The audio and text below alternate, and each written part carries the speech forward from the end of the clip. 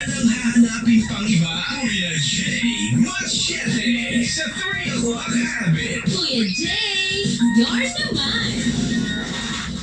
Yo winner! Narito na mga nagbabagang headlines sa oras na to ng hapon.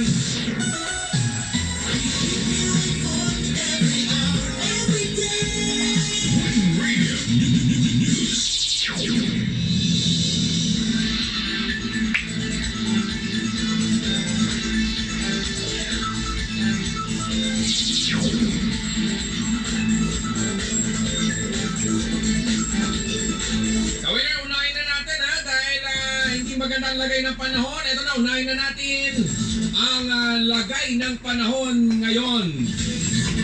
Ang lagay. Ang lagay, pag-ganar-ganar na lang yan. Charot lang, charot lang. Ayan, kawin na, ulan at kulog. Ulan at kulog, yan ang inaasahan ngayong hapon. Kasunod yan ng bagyang pag-ulan at maulap na kalangitan mamayang gabi dahil sa southwest monsoon natatagal hanggang sa susunod na 3 araw. Nako, 3 days pala to. Paano na ang